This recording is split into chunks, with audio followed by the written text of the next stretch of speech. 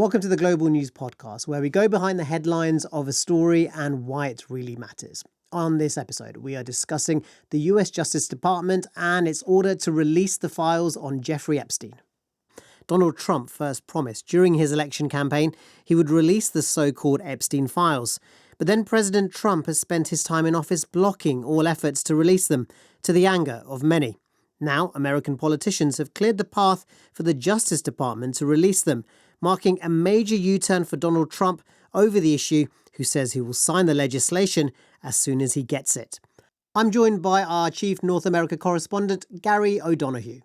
Gary, so first up, just tell us where we're at with the process of these Epstein files and when they might get released. So where we're at with the process is that Congress, in other words, the House of Representatives, the lower house, if you like, and the Senate, the upper house, have both approved this legislation.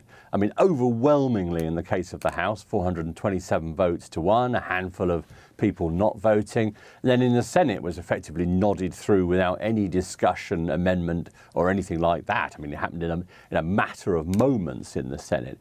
So this bill, what happens to it before it can become law, it goes to the president and he has to sign it. And he has a choice. He can sign it like that, as they do, and you've seen many of those signing ceremonies where they use multiple pens, you know, and the president signs the first letter and hands one of the pens to someone who's been involved and another one hands another a pen. So you could do all that with a lot of sort of razzmatazz, or he could simply do it behind closed doors. But the other option he has as president is to veto that bill, and then it would require to go back to Congress, and then a substantial majority, 2/3 of Congress would have to vote to pass it, to override that veto. Now, I don't think there's much chance of a veto, but there is a slim chance because some Republicans, including the Speaker of the House, Mike Johnson, wanted changes made to that bill in the Senate, and that didn't happen. And so there may be some Republicans trying to get in the presidency here to say, look, veto it and send it back and we can make some changes.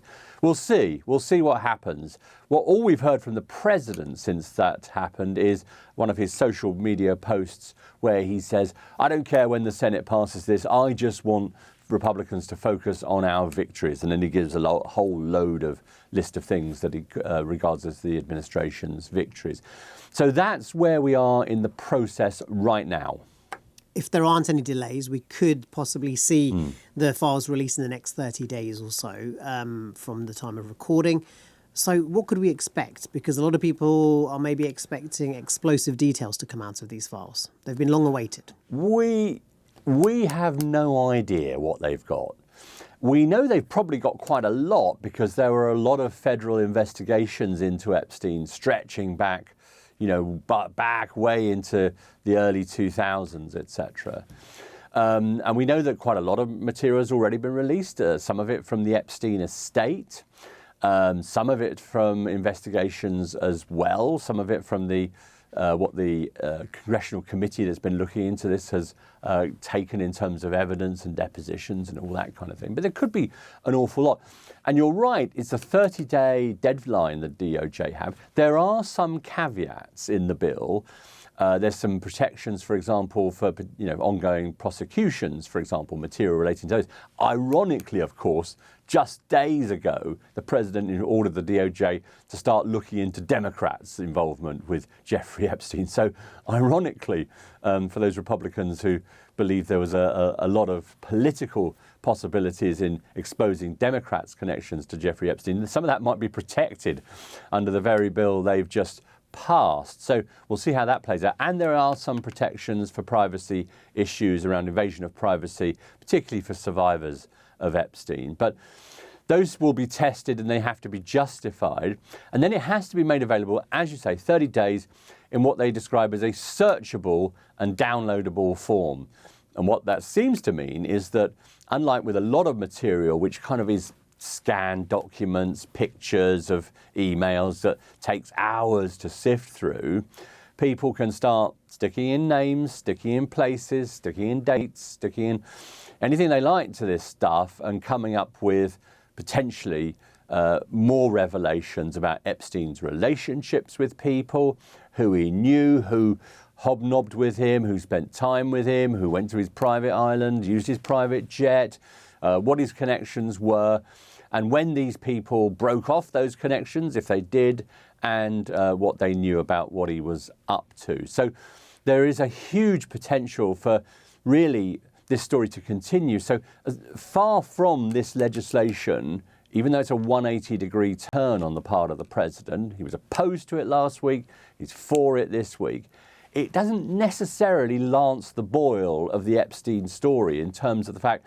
that it has occupied so much political oxygen in this town that the president has been frustrated, angry, furious, I would say, that he hasn't been able to get out on the front foot on other things where he thinks he and his administration are doing really well.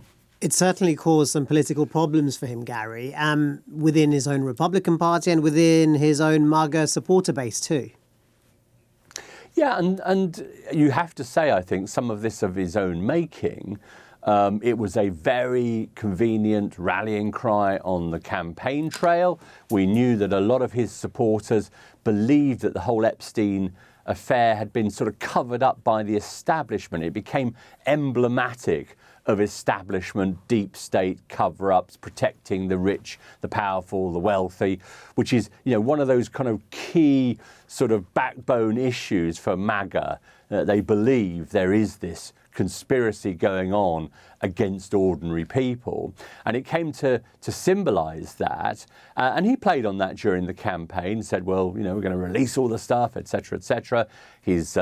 Some of the key people in his administration now were saying that loud and clear on the campaign as well. And then come January this year, when he takes up the presidential post and gets into the White House, he kind of does a bit of a volte-face on that and says, no, we don't need to do this. This is a Democrat hoax. It's a distraction. Move on, guys. And the problem is the base did not move on. And a number of people in his own party in Congress did not move on. And we got this investigation. Now, the Justice Department has attempted, it did go to a judge and asked to be able to release some grand jury testimony, which is barely ever released, quite honestly. That failed. So they have turned around and said, look, we have tried to release some stuff and we have released some other stuff. But the bulk of it doesn't seem to have been released. And so that is what everyone will be focusing in the next 30 days. Will the release of the Epstein files close the chapter, or will there remain speculation about further information that hasn't come to light?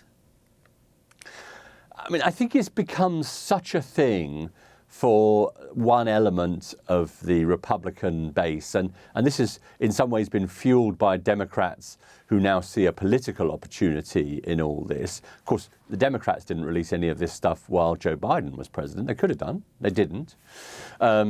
So I think this has become such a thing that there will be elements that will always think that they're not being told enough about the rich and the powerful. The idea of the rich and the powerful, getting away with it, playing by different rules to the little guy trying to make ends meet for his family, trying to put his kids through college, etc. It's an incredibly powerful and central theme to the whole MAGA appeal. This is something Donald Trump understood. People who feel they were being left behind economically, feel they were being left behind socially, feeling that a lot of their values were being sort of trashed, if you like, by modern day life.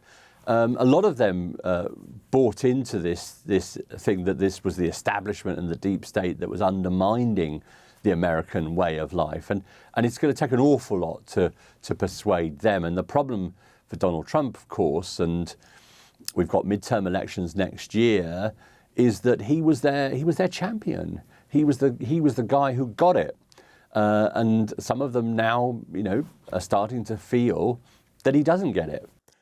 Thanks to Gary in Washington. And a reminder, if you want more on this story and other world news, then please download our Global News podcast. You can find that from wherever you download your podcast from.